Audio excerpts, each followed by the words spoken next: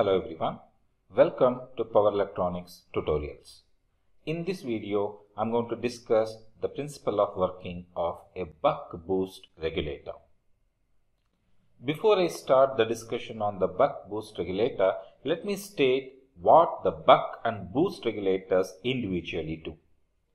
In a buck regulator, the average output voltage is less than the input voltage. That is, it steps down the input voltage. On the other hand, in a boost regulator, the average output voltage is greater than the input voltage. That is, it steps up the input voltage. I have created videos on the working principle of the buck and boost regulators. You can watch them on the link shown in the top right corner right now, or I'll leave the link of those videos in the video description below. Coming to the buck-boost regulator, which is the topic of this video, it can be thought of as a combination of the buck regulator and boost regulator. That is, a buck-boost regulator can produce an output voltage that may be less than or greater than the input voltage. In other words, it can either step down or step up the input voltage. Hence the name buck-boost. It must be noted that in a buck-boost regulator, the polarity of the output voltage is always opposite to the polarity of the input voltage. Because of this feature, the buck-boost regulator is also called an inverting regulator. Coming to the circuit, we are shown here a circuit for the buck-boost regulator. The transistor Q1 acts as the control switch and diode DM acts as an uncontrolled switch. The transistor and diode act as two single-pass, single-through current bidirectional switches. That means when one of them is on, the other one must be in off condition. The circuit shown in figure 1 here is often represented by replacing these switching devices by two switches as shown in the figure 2 here. Please note, we have replaced the transistor and diode by using a single pass, single through current bidirectional switch. The overall operation of the buck-boost regulator can be divided into two modes depending upon which switching device is on. So let us start with the mode 1, and the circuit for the same is shown in the figure 3 here. Please note, in mode 1, the transistor switch is turned on at time t is equals to 0 for an overall duration of, let us say, t1 seconds. The diode DM is reverse biased due to a negative voltage appearing across its anode to cathode terminals. The voltage across the inductor terminals is equal to the supply voltage Vs, and this can be seen in the waveform here. Please note, this is the waveform for the voltage across the inductor. So in mode 1, which is between 0 to T1, the voltage across the inductor terminals is equal to the supply voltage plus Vs. Coming back to the circuit, in this mode the inductor L stores energy and the inductor current IL starts to rise. This can be seen in the waveform here. So you can note the inductor current starts to rise, and let the initial and final values of the inductor current in mode 1 be represented as I1 and I2 respectively. As the inductor current rises, a back EMF is created across the inductor terminals.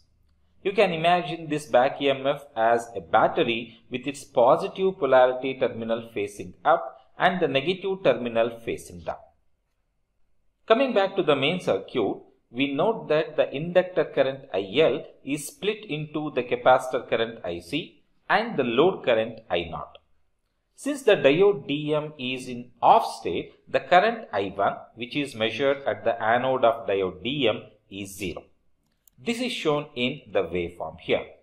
This is the waveform for the current at diode anode, and since the diode is off in this mode, the current across the diode anode is 0. Further, as the diode is in off state, the load and the source are disconnected in this mode. Therefore, the capacitor current IC is equal to the load current I0. However, since the capacitor is discharging, the capacitor current IC is equal to minus IA, where IA stands for the average value of load current. Coming to the waveforms, you can see the capacitor discharging is shown through a decrease in the voltage across the capacitor terminals in mode 1. Lastly, coming to the load current waveform, since a constant current flows across the load, it is equal to IA between 0 and kT. This mode ends when the transistor is turned off at time t is equals to T1 or kT, where K stands for the duty cycle and capital T is the overall period of the switching operation. With the transistor switch turned off, the mode 2 begins. The equivalent circuit for mode 2 is shown in the figure 4 here. The inductor is now disconnected from the supply due to the BJT being in off state, and therefore a voltage of minus Vs will appear across it, and this is shown in the waveform here. Please note the voltage across the inductor terminals when the transistor is off is equals to minus Vs. Also, the energy stored in the inductor in the previous mode now forward biases the diode Dm, and therefore the inductor now has a path to discharge. The inductor current IL flows now through C, R and diode Dm, and as the inductor is releasing its energy, the current IL decreases. This is shown in the waveform here. This is the waveform for inductor current, and you can see the inductor current is decreasing.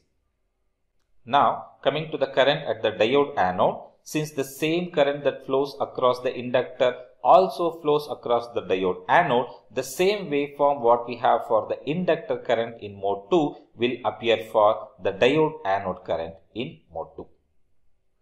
Coming back, the current that is released by the inductor is now stored in the capacitor, and therefore the capacitor starts to charge, and therefore the voltage across its terminals starts to increase. This is shown in the waveform here. You can see the voltage across the capacitor is increasing because it is now storing the charge. Coming to the waveform for the capacitor current, we have already noted that the capacitor current is equals to the inductor current minus the load current. As the inductor current is decreasing, the capacitor current also decreases. Now the decrease in the capacitor current can be directly attributed to the values I2 and I1. So the capacitor current starts to decrease from I2 minus IA till 0. Lastly, we note that the load current flows in the same direction as in mode 1 and is again constant. Therefore, the instantaneous value of the load current is equal to the average value of the load current. This is what is depicted in the last waveform here. So, to summarize, a buck-boost regulator can either step down or step up the input voltage. The polarity of the output voltage is always opposite to that of the input voltage. In fact, the equation for the average output voltage of a buck-boost regulator is shown in equation 1 here. It is VA equals minus Vs into K divided by 1 minus K, where Vs stands for the supply voltage and K stands for the duty cycle. If the duty cycle K is greater than or equal to 0 but less than 0.5, the buck-boost regulator steps down the input voltage.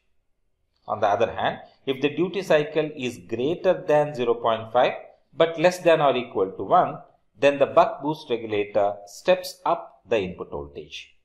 Lastly, if the duty cycle is exactly equal to 0.5, then the average output voltage is equal to minus the input voltage value.